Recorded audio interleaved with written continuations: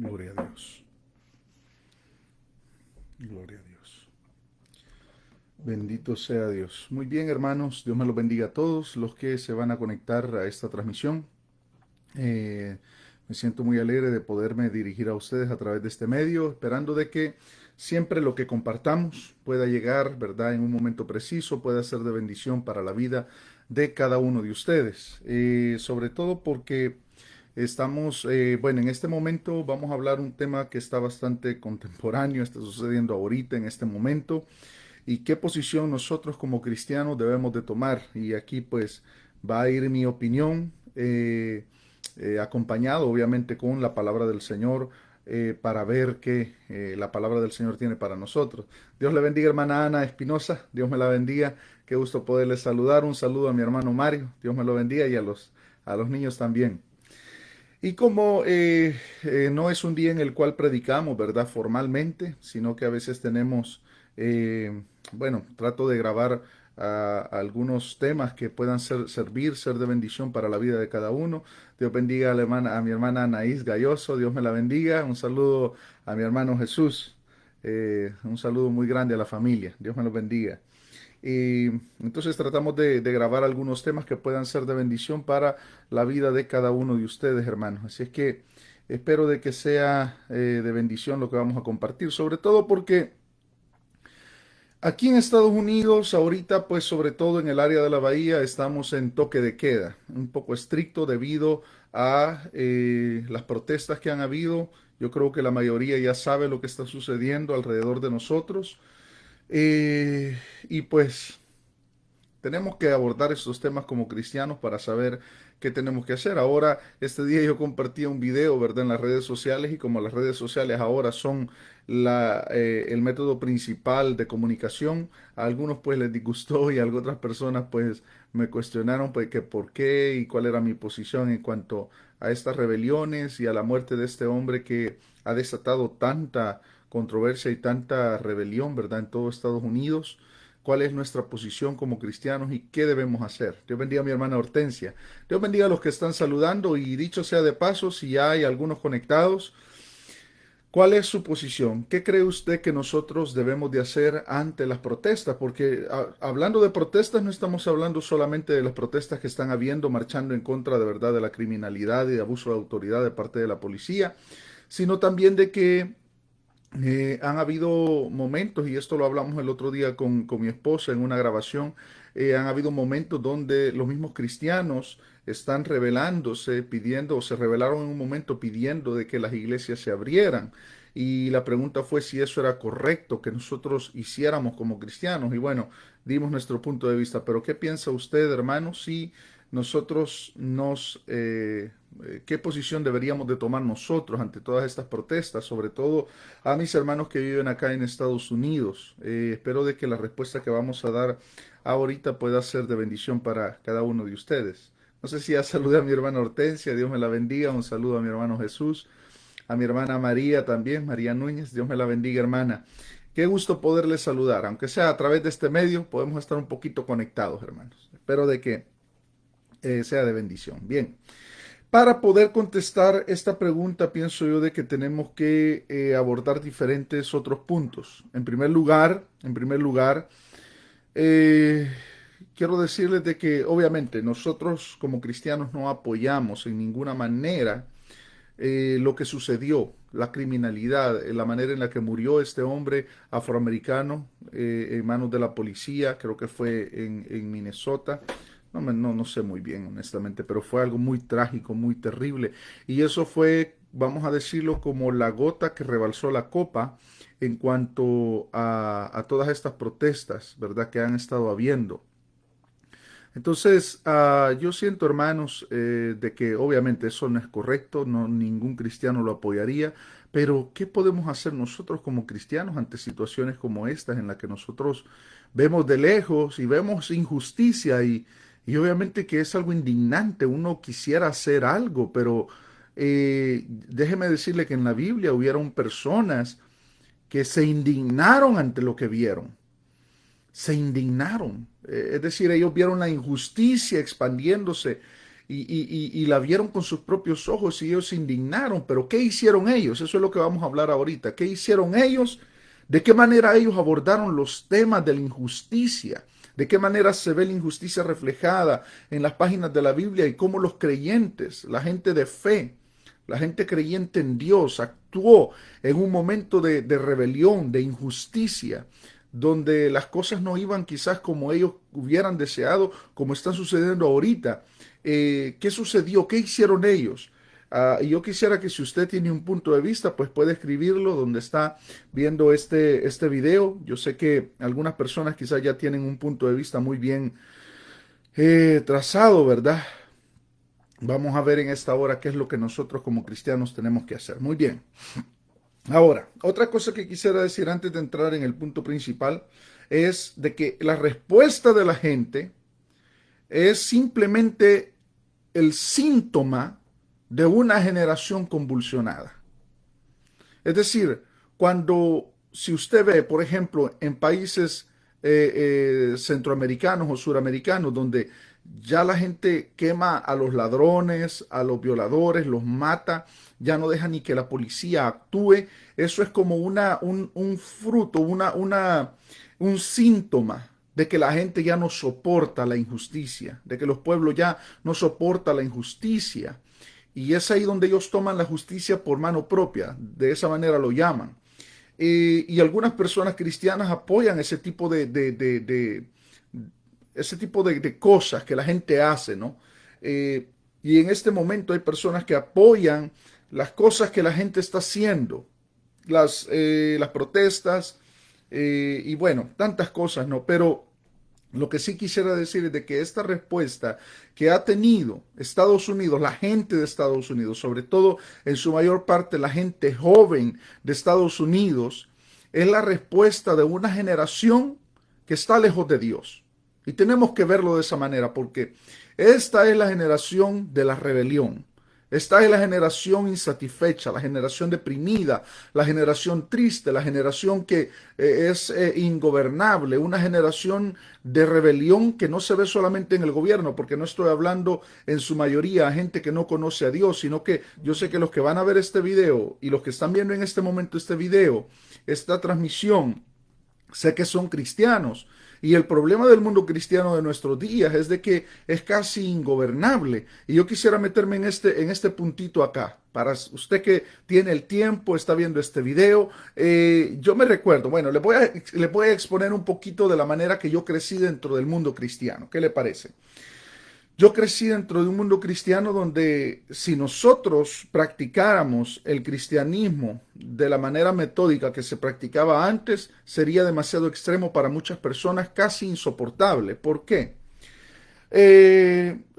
Y yo no sé de qué manera usted, si ha crecido en el cristianismo, no sé de qué manera usted ha crecido en el cristianismo. Y si usted puede escribir acá, yo voy a leer sus comentarios. Dios bendiga a los que están saludando, a mi hermana Paulina, a mi hermano Diego. Dios te bendiga, Diego. Gusto de saludarte. Si usted creció desde pequeño en una iglesia cristiana, ¿cómo fue? ¿Eran muy estrictos? Me imagino que sí, porque la mayoría que crecimos, sobre todo esta generación que ahorita estamos, que crecimos en una iglesia cristiana, eran un poco estrictos. Les voy a poner un ejemplo. En primer lugar, en el ambiente que yo crecí de iglesia, teníamos culto los 7 días de la semana, vigilia cada viernes, ayuno cada martes.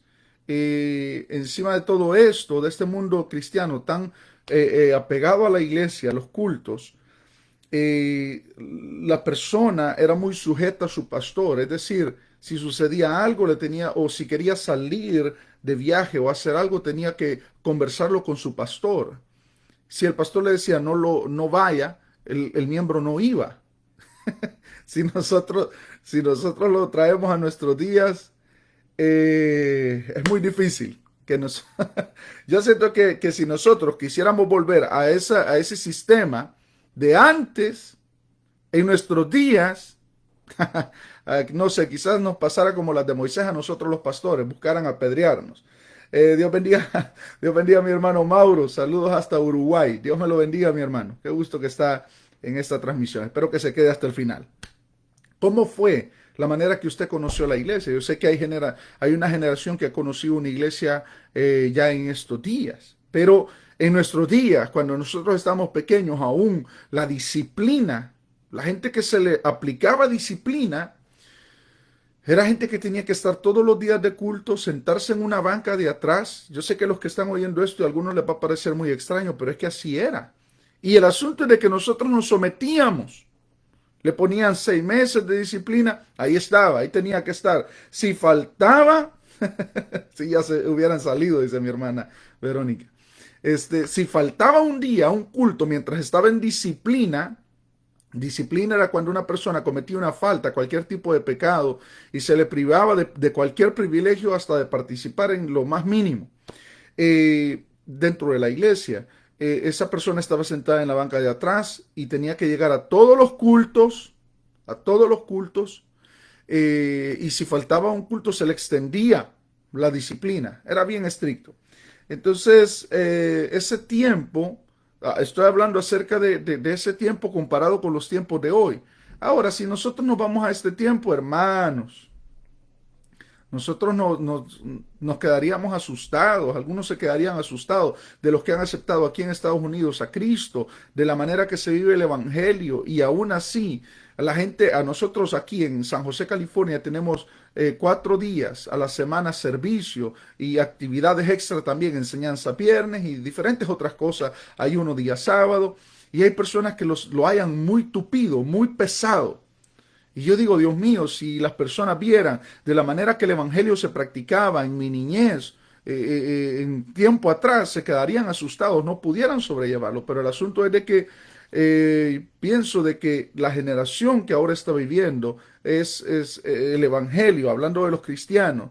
Tenemos que darnos cuenta de que estamos peleando contra un espíritu de rebelión, un espíritu masivo de rebelión, porque esta manera de proceder de la gente es influenciada por los canales de televisión, es influenciada por lo que escuchan, y lo que escuchan en la televisión es: haz lo que quieras, que nadie te diga nada. Esa es la canción que el diablo le canta a los oídos de los jóvenes y está preparando a esta generación. Si usted ve, la mayoría de la gente que está protestando en las calles son gente joven, son gente joven.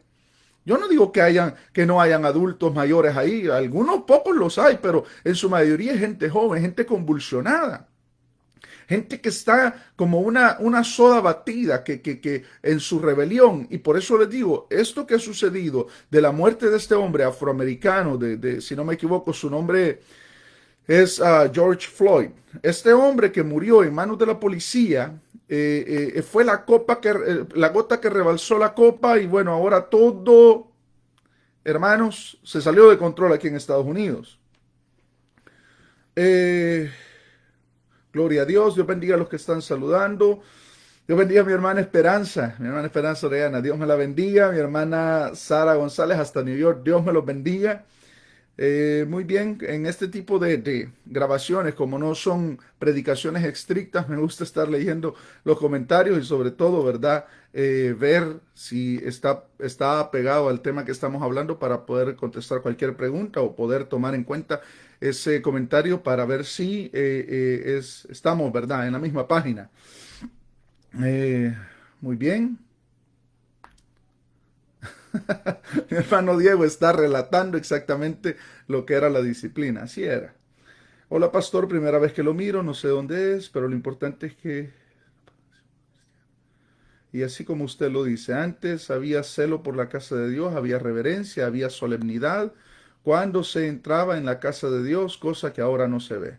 Mi hermana Morelia Sepúlveda. ¿De dónde es usted, mi hermana Morelia? Para saber si es de Centroamérica o es de algún otro país. Porque, mire, yo puedo hablar de Centroamérica, de mi país, donde crecí en la iglesia en El Salvador, en la misión a la que pertenezco todavía, pero quizás hay iglesias que son de otra denominación, y hay personas que crecieron en esas iglesias que a veces tienen y esto es otra cosa, que las iglesias antes se parecían, es decir, tenían una tan bonita doctrina, eran tan bien doctrinadas, que si usted iba, por mencionar cualquier iglesia, Iglesia de Dios Pentecostal, Asamblea de Dios, Iglesia de Dios y cualquier otra iglesia, Iglesia Peniel, tenían la misma sana doctrina.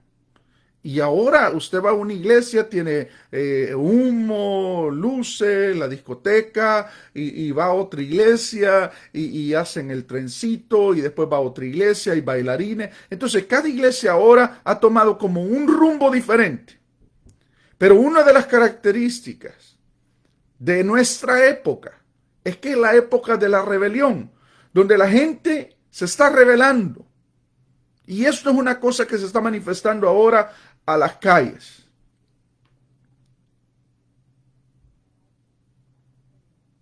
Muy bien.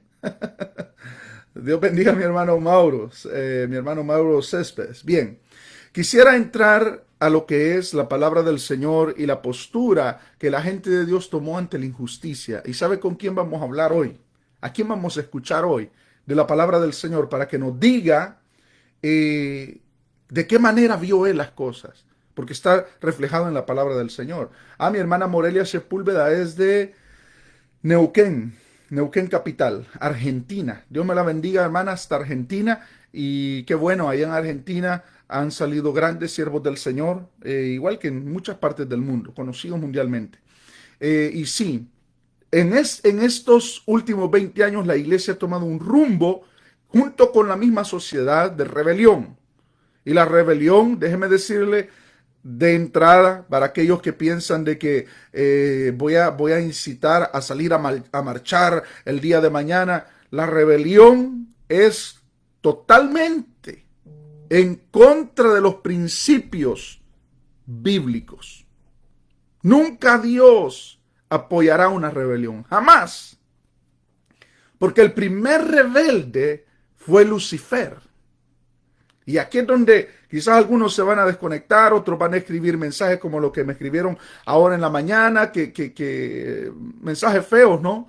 Pero no estamos siendo oportunistas al tocar este tipo de temas, sino que nosotros estamos tocando como pastores este tipo de temas porque es necesario que entendamos cómo nosotros nos vamos a comportar ante situaciones sociales como esta, a la que nos estamos enfrentando todos los días. Nosotros ahora, aquí en el área de la bahía, tenemos un toque de queda a las 8:30 de la noche donde no podemos salir de nuestra casa ni andar en nuestro vehículo a nada hasta las 5 de la mañana por todas estas rebeliones que han habido, por estas protestas que han habido. Entonces, en primer lugar, no apoyamos la rebelión, pero tampoco apoyamos la injusticia que se hizo. No apoyamos la muerte ni el asesinato. Un afroamericano murió. Y que eso es una tragedia, que una persona muera de cualquier color de piel que tenga, que una persona muera, eso es algo trágico en nuestra sociedad. Pero es necesario entender de que la rebelión no es bien vista en la Biblia, porque el primer rebelde fue Satanás. Muy bien. Gloria a Jesús. Vamos a ir entonces a este personaje de la palabra del Señor, Habacuc. Habacuc es este personaje que nos va a hablar cómo él vio la injusticia de sus días, cuál fue su manera de proceder ante la injusticia que él estaba viendo en sus días, que él estaba viendo en su época. Fíjese lo que dice Habacuc. Vamos a ir a Habacuc. Si usted tiene la Biblia, si usted tiene tiempo, por favor, agarre la Biblia, ábrala, desempólvela. Vamos a abrir nuestras Biblias. Fíjese lo que dice Habacuc. No lo vamos a leer todo, voy a tratar de escoger textos que nos puedan guiar en lo que Habacuc está viendo y reclamando delante del Señor. Dios bendiga a mi hermana Hilda Lozano. Dios me la bendiga, hermano. Muy bien. En primer lugar, en el capítulo 1, Habacuc recibe una revelación de que Israel iba a ser invadida, iba a ser contraatacada. Entonces Habacuc se queda indignado y dice, bueno, nosotros al menos somos pueblo de Dios, pero estos son impíos. Señor, tú no eres injusto, le dice en pocas palabras, parafraseo, el deber suyo y mío es de leer, ¿verdad?, la palabra del Señor, pero Habacuc dice, Señor, ¿cómo vas a usar a esa gente más injusta que nosotros, que tenemos tu ley, para castigarnos a nosotros? Fíjese lo que dice. El verso 12, capítulo 1, verso 12 de Habacuc. ¿No eres tú desde el principio, oh Jehová, Dios mío, santo mío? No moriremos, oh Jehová, para juicio lo pusiste, y tú, oh roca, lo fundaste para castigar. Muy limpio eres de ojos para ver el mal, ni puedes ver el agravio. ¿Por qué ves a los menospreciadores y callas? Fíjese cómo Habacuc se refiere al Señor. Fíjese. ¿Por qué ves a los menospreciadores y callas cuando destruye el impío al más justo que él?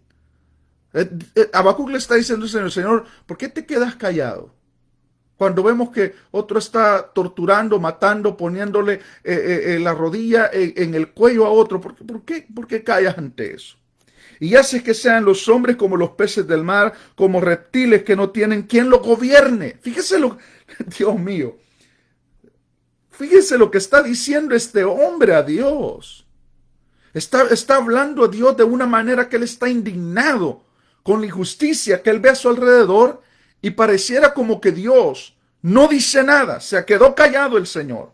Como que el Señor no estuviera viendo la escena, se hubiera hecho el desentendido ante la escena, se hubiera ido y le dice, fíjese, y hace que los hombres sean como los peces del mar, es decir, se multiplican como reptiles que no tienen quien los gobierne, es decir, cada quien hace lo que quiere y Dios está mirándolos y no hace nada. Hay gente cristiana aún, o que tiene conocimiento de la Biblia, pero sobre todo la mayoría de gente mundana que piensa de esta manera. Dios está allá y hay personas que ahora es el tiempo del materialismo también, ¿no? Aún la misma iglesia cristiana es más materialista que otra cosa, vendiendo milagros por 500 pesos. Pero bien, no me voy a meter en ese tema. Pero cuando nosotros vemos la posición de Habacuc, es la misma posición que mucha gente tiene, en su mayoría gente no cristiana. Ahora, dice acá, no hay quien lo gobierne, sacará a todos con anzuelo, los recogerá con su red y los juntará en sus mallas, por lo cual se alegrará y se regocijará. Por esto hará sacrificios a su red y ofrecerá sahumerios a sus mallas, porque con ellas engordó su porción y engrasó su comida. Él está hablando de todo lo que está viendo. Fíjese. Muy bien. Ahora, aquí hay algo que dice Habacuc y dice, en el capítulo 2, verso 1, él dice, sobre mi guarda estaré y sobre la fortaleza firmaré el pie. Y velaré hasta para ver lo que se me dirá y qué he de responder tocante a mi queja. Es decir, aquí me voy a estar, si estaba en ayuno, no voy a comer, no voy a hacer nada, hasta que tú me digas, hasta que alguien me responda, hasta que Dios hable y me diga y me responda tocante a la queja que yo tengo hoy. Hermanos, la posición de Habacuc acá era de indignación. Y nosotros en el libro de Habacuc podemos observar cómo a Habacuc le da un giro el corazón. Cómo a Habacuc le cambia su manera de ver las cosas cuando habla con Dios. Mire que si nosotros los cristianos no aprendemos a hablar con Dios en los momentos de nuestra confusión, nuestro corazón seguirá en la misma convulsión, en la misma guerra, nuestra mente seguirá en la misma confusión. No llegaremos a una conclusión. Si nosotros no aprendemos a hablar con Dios en estos momentos de injusticia, en estos momentos donde la gente está saliendo a protestar, no sabremos ni qué hacer. No sabremos de qué manera afrontar todo esto que está sucediendo, porque es algo ajeno a nuestras capacidades. Por eso ahora nosotros, como mucha gente, estamos como Habacuc estuvo, viendo toda la injusticia y en lugar de hacer cualquier otra cosa, primero habló con Dios y no le habló de un tono muy bonito al Señor. Él le habló casi indignado, enojado y le dice, Señor, mira, esta gente no tiene quien lo gobierne. Y tú como que no haces nada. Gloria al Señor. Muy bien, Dios bendiga a mi hermana Laura Bracamonte. Vamos a ver.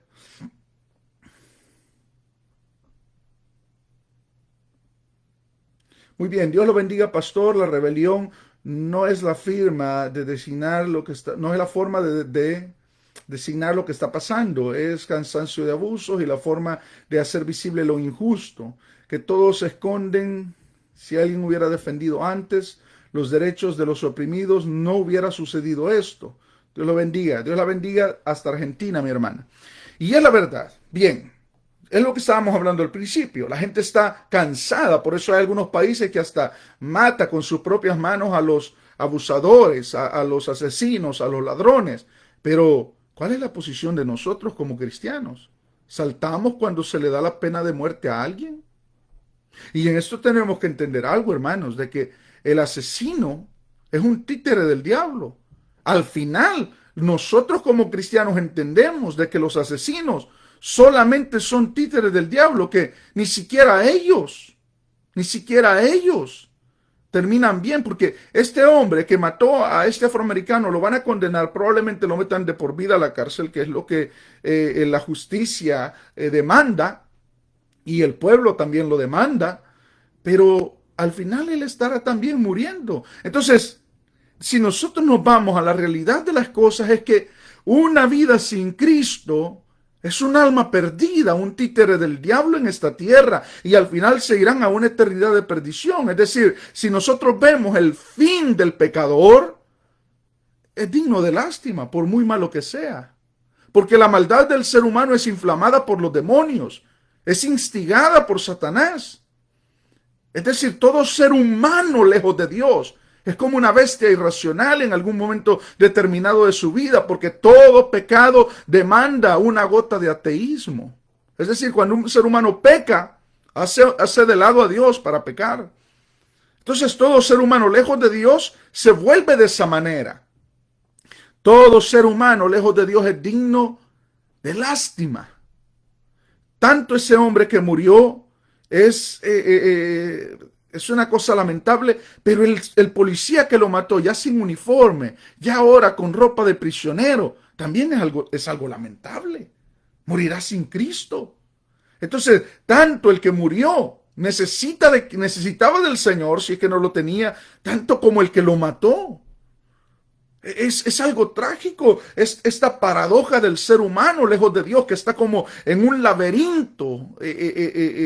Y ahora nosotros como cristianos, y hay cristianos que dicen, sí, se merece la pena de muerte, ese hombre malo. Nosotros no tenemos por qué ponernos de esa manera.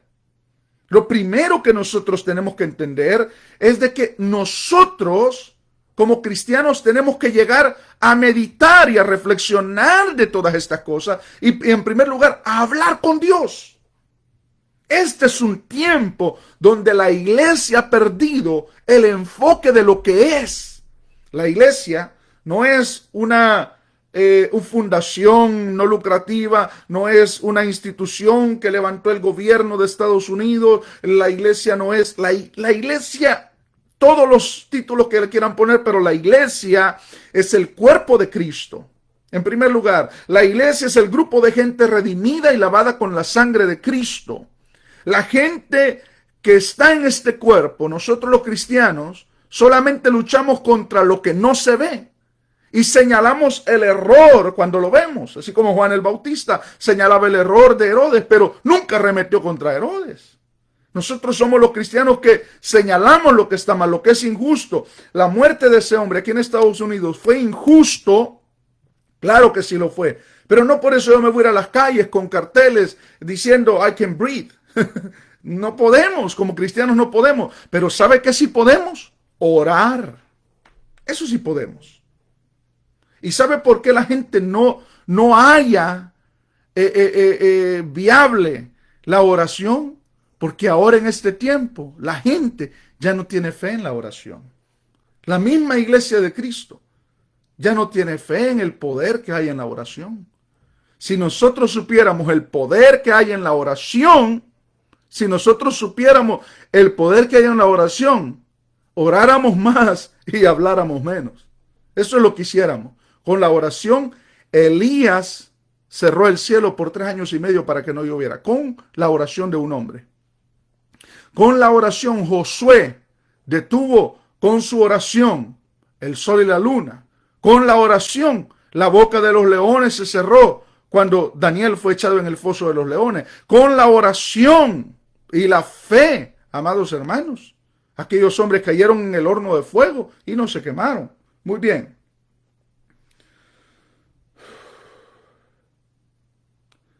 Exacto. Bien, mi hermano Mauro dice, pregunta, ¿la rebelión siempre es mala? Por ejemplo, cuando nos rebelamos contra lo malo, quizás lo que esté mal sea la forma. Exacto. Aquí nosotros hablando, claro, la terminología rebelión no es buena. Porque la terminología, ese término rebelión no es parte de nosotros.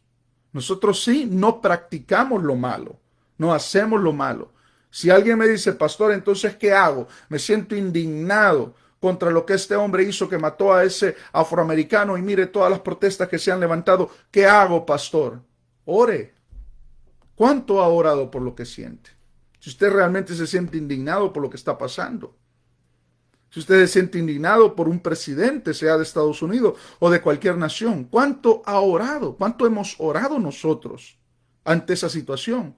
El problema de nosotros los cristianos, debido a que tenemos ahora las redes sociales, escribimos cualquier cosa, grabamos cualquier cosa, sin orar.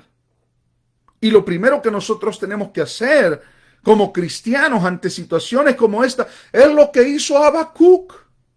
Oró. Le dijo, Señor, de esta manera yo me siento frustrado. Pero no, muchos cristianos andan protestando en la calle. Pero bien, no me voy a meter ahí, no vaya a ser y me apedré en la casa aquí, pero bien. ¿Qué estamos haciendo nosotros ante esta situación? Y fíjese que Habacuc estaba tan serio delante del Señor que le dijo, aquí estaré, sobre mi guardia estaré, no moveré mi pie hasta que Dios me hable tocante a mi queja. Y ahí estuvo no sé cuántos días, no sé cuántos meses, hasta que Dios le habló. Y Dios le lanza, vamos a ver, 1, 2, 3, 4, 5 ayes. 5 ayes que revelan que Dios lo mira todo. Se lo voy a leer por si no tiene la Biblia en la mano, pero si usted está conmigo en el libro de Habacuc, vaya conmigo. Dios bendiga a mis hermanos que están saludando. Dios bendiga a mi hermana Laila. Sí, hermana, la oración tiene poder. Dice, fíjese lo que dice el Señor a Habacuc. Me he saltado varios versos, pero en el verso 6 dice, ay del que multiplicó lo que no era suyo, ¿hasta cuándo había de acumular sobre sí prenda tras prenda? Primero, señala el robo. Señala el robo. Dice en el verso 9, segundo, ay del que codicia injusta ganancia para su casa, para poner en alto su nido, para escaparse del poder del mal. Después señala la codicia, y la codicia del dinero es una de las cosas más trágicas que ha envuelto al mundo. ¿Por qué? Porque por el amor al dinero se ha contaminado el mundo. Es decir, por ejemplo, es un pequeño ejemplo, las ganancias que el petróleo ha traído, y eso de transportar en barcos tan grandes el petróleo, y se ha derramado tanto aceite en los mares. Pero es demasiada la ganancia como para cerrar a esas compañías, ¿no? Los gobiernos dicen, no, está bien, vamos a tapar ahí el ojo y pasen, le vamos a sancionar, pero ellos saben de que está mal. Los que fabrican, los que hacen los cigarrillos, los que fabrican la cerveza, las compañías grandes, sin mencionar ni una de ellas porque no vale la pena, pero si ellos saben de que sus productos están matando, pero como la ganancia es demasiado grande, no pueden dejar de fabricar eso. Entonces el amor al dinero, la codicia, lo que está hablando acá el Señor a Habacuc, la codicia, el Señor la ha mirado.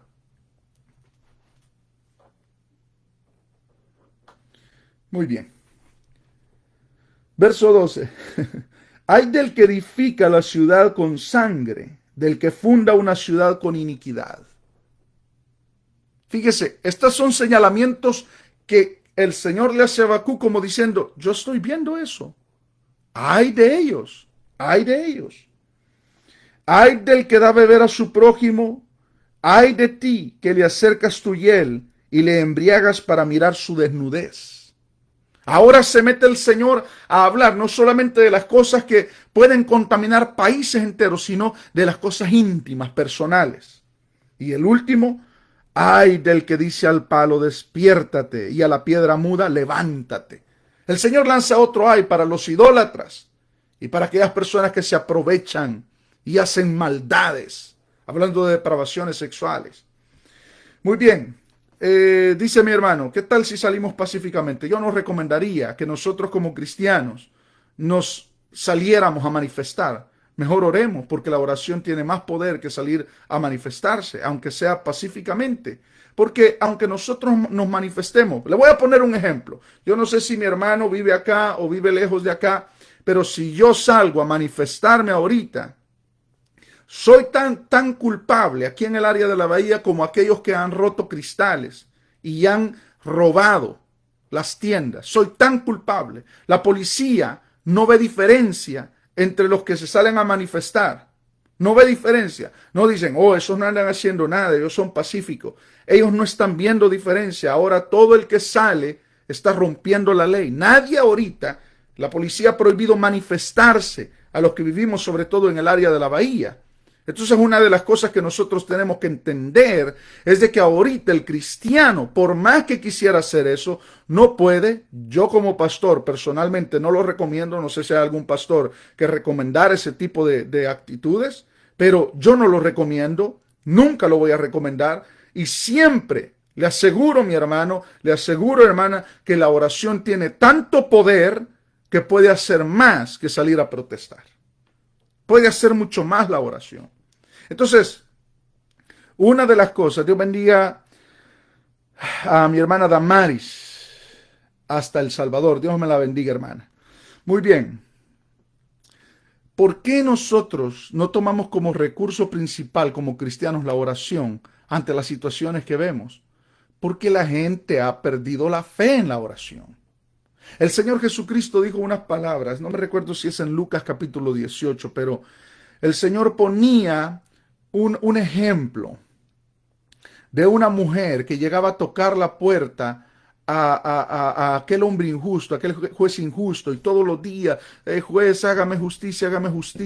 Y el juez un día, colmado la paciencia, dijo, le voy a hacer justicia a esa mujer, no sea que viniendo constantemente me colme la paciencia y yo ya no sepa qué hacer con ella.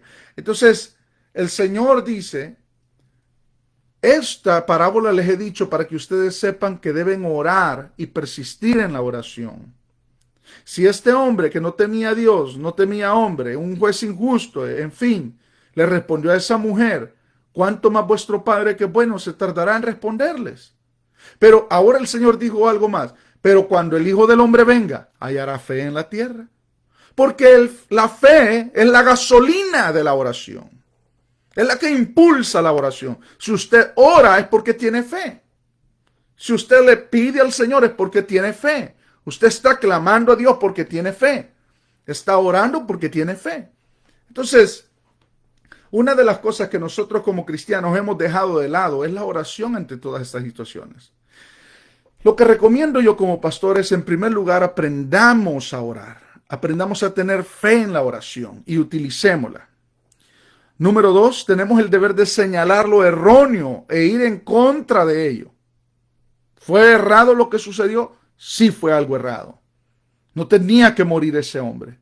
Pero por el racismo que existe en Estados Unidos se dieron esas cosas. Hace tiempo atrás, hace años, qué sé yo, unos 9 años. Muy bien, hace como unos 9 años, no sé, 9, 10, 11 años, no me recuerdo. Yo estaba en el este de Estados Unidos, estábamos trabajando allá en la obra del Señor y empezamos a relacionarnos con cristianos de acá, gente americana, que todavía, fíjese bien, cuán arraigado está el racismo, tanto espiritual como emocionalmente, cuán arraigado está el racismo allá, que hay iglesias, hermanos, no estoy hablando de clubes sociales, iglesias que solamente son de blancos, donde no pueden ir gente de color, y también gente de iglesia de africanos, donde no van blancos, y así es la situación en el este de Estados Unidos. ¿Por qué el este? Porque si usted estudia la historia, se va a dar cuenta de que la guerra civil fue en sí, su raíz fue por esa misma razón, por la esclavitud de la gente de color. Y todo comenzó en el este. Cuando estaban en el este, cuando se desarrolló esa guerra, la guerra civil allá por los 1800, la guerra civil, murieron tantas personas solamente para abolir la esclavitud aquí en Estados Unidos, pero las raíces están tan arraigadas que donde es Alabama, donde es Carolina del Norte, Massachusetts, todos esos estados que fueron de los más antiguos en Estados Unidos son los más racistas, donde hay más racismo, y eso es algo que se ha regado, pero esto no es solamente de Estados Unidos, debido a que es espiritual, está en todo el mundo. Muy bien.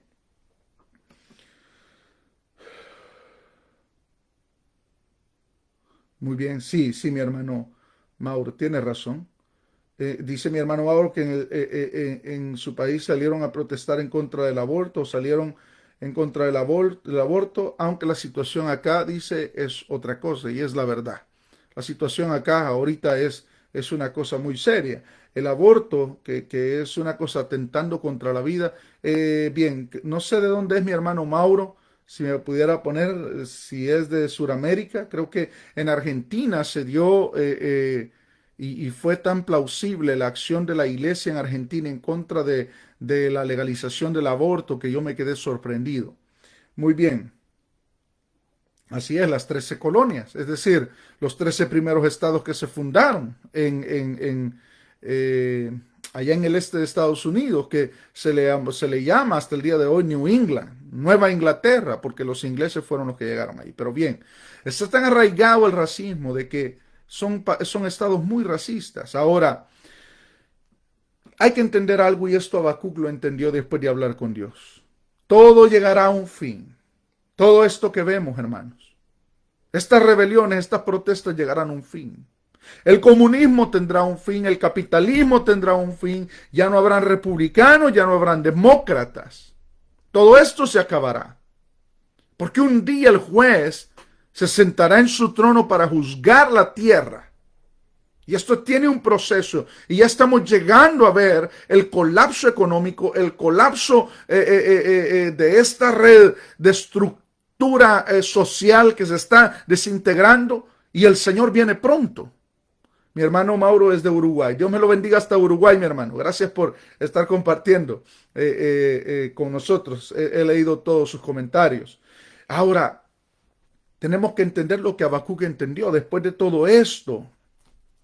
Después de todo esto, el Señor le dice, lo último que le dice a Habacuc, porque después el corazón de Habacuc da un vuelco enorme y cambia su posición. El Señor le dice, mas Jehová está en su santo templo, calle delante de él toda la tierra. Y Habacuc se queda maravillado y dice, realmente que un día llegará el fin de todo. Hermanos, esa es la posición que nosotros como iglesia tenemos que tomar ante la situación que estamos viviendo, y estoy hablando específicamente de esta rebelión que se está dando masiva en Estados Unidos. En primer lugar es orar, porque la oración es el recurso y el arma más poderosa que la iglesia puede tener.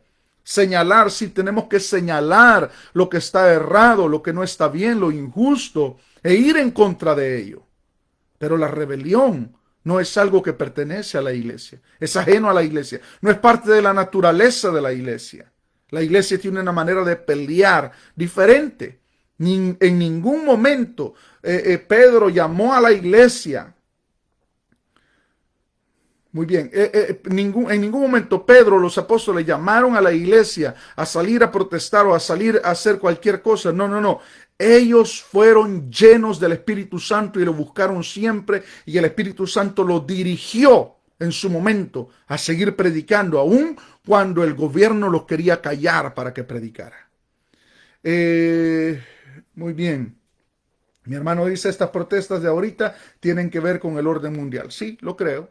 Tienen que ver con el orden mundial, tienen que ver con lo que va a venir conforme al anticristo, lo que la palabra del Señor dice y lo que estaba hablando hace unos días en el estudio de la gran tribulación. Pero, hermanos, llegando a una conclusión, la iglesia de Cristo es fuerte cuando ora y se mete en la palabra del Señor. Ahí somos fuertes. Ahí nadie puede detener la iglesia. Y al final de todo esto, cuando el telón de la historia de la humanidad se cierre, la iglesia será triunfadora y Cristo reinará en esta tierra. La palabra del Señor lo dice claramente, que su reino será establecido en esta tierra para traer en esta humanidad un reino que no ha conocido, un reino de paz, un reino establecido por Él estrictamente, pero también la iglesia será una iglesia vencedora en ese momento. Ahora, estos ricos que se burlan de la gente que sale a protestar, estos gobiernos que lo que hacen es llamar a la gente y permitir este tipo de situaciones que se les están saliendo de las manos, todos estos gobiernos que se ríen, todos estos gobiernos que lo que miran es dinero, todo esto, los millonarios que están en sus mansiones, todo esto que está pasando un día llegará al fin. Y también estas personas darán cuenta delante del Señor de lo que han permitido en su gobierno, de las cosas que hicieron mal, darán cuenta delante del Señor. Y la iglesia, pues la iglesia siempre saldrá victoriosa en medio de todo. Ahora yo le invito, hermanos, a orar juntos por toda esta situación que está pasando. Ahora, al final del libro de Habacuc, encontramos unas palabras tan hermosas de Habacuc. Debido a que él había comprendido, es cierto, Dios sigue siendo Dios, a él no se le ha salido nada de las manos, él lo mira todo, y un día el justo llegará a ser recompensado, y los malos también tendrán su recompensa. Desde el más pequeño hasta el más grande, desde el más pobre hasta el más rico, todo aquel que ha sido injusto en algún momento de su vida se parará delante del Señor a dar cuenta delante de Dios por su injusticia. Nosotros tenemos que orar por la familia de aquel que se murió y por el que mató también a este hombre que murió. Porque tanto los unos como los otros son dignos de lástima si no tienen a Cristo el Señor. Bien, Habacuc dice: aunque la higuera no florezca, ni en las vides haya frutos, aunque falte el producto del olivo y los labrados no den mantenimiento, y las ovejas sean quitadas de la majada, y no haya vacas en los corrales, con todo, yo me alegraré en Jehová, y me gozaré en el Dios de mi salvación. Jehová el Señor es mi fortaleza, el cual hace mis pies como de ciervas, y en mis alturas me hace andar. Bien, para concluir, el cristiano camina en una dimensión muy diferente a la que el mundo camina. Tiene un calendario muy diferente al calendario que el mundo tiene, y mira cosas que el mundo no puede ver. Todo lo que nosotros vemos, lo vemos a través de la palabra del Señor y a través del Espíritu Santo, como Él nos lo quiere mostrar. Nuestro deber más grande ahorita como cristianos es orar por esta pobre humanidad. En primer lugar, para que sean salvos. Y en segundo lugar, para que la iglesia esté preparada para irse. Una de las grandes conclusiones que nosotros podemos sacar en nuestro momento. Y bueno, yo quisiera hacerlo quizás no a manera de conclusión, sino a manera de pregunta para todos ustedes. Después de ver todo esto y la reacción de la iglesia y la manera que la iglesia está enfrentando la pandemia, está enfrentando las protestas, está enfrentando los desastres naturales, ¿cree usted que la iglesia está preparada para irse en el rapto? ¿Cree usted que estamos preparados, que la iglesia está preparada para abandonar esta tierra? Sería una gran pregunta, ¿no? Que si hay un ápice de duda, podamos arreglarlo de rodillas delante del Señor. Porque de cualquier manera, aunque nosotros nos rebelemos, esto irá de mal en peor. Y la vida, como nosotros la conocemos, no será igual, sino que se irá deteriorando hasta que aparezca el príncipe de los pastores, Jesús de Nazaret, el que murió en la cruz y derramó su sangre y fue sepultado y al tercer día resucitó. Él va a volver de nuevo, llevará a la iglesia a la cena de la boda del Cordero y luego vendrá a ajustar cuentas con este mundo impío. Bien, Dios le bendiga, gracias por haber estado conmigo hasta el final de esta transmisión, porque llegamos al final. Si hay algunos comentarios, los voy a leer después porque ya no han habido más comentarios, pero Dios bendiga a mis hermanos de Sudamérica, a mi hermana de Argentina, a mis hermanos de Uruguay que han estado viendo, y si hay algún otro lugar, pues Dios me los bendiga, que la palabra del Señor fluya, que la gloria del Señor toque nuestros corazones y que en estos tiempos donde nosotros estamos enfrentando días tan terribles y de confusión, podamos ser muy analíticos en la palabra del Señor, llegar de rodillas diariamente y decirle: Señor, perdóname de todos mis pecados, límpiame, quiero estar preparado para el día que recojas la iglesia. Dios me lo bendiga, hermanos. Espero de que haya sido de bendición este mensaje y espero de que me acompañen el día de mañana, que compartamos ya un mensaje formal de la palabra del Señor. o algún otro día. Dios me lo bendiga. Será hasta la próxima.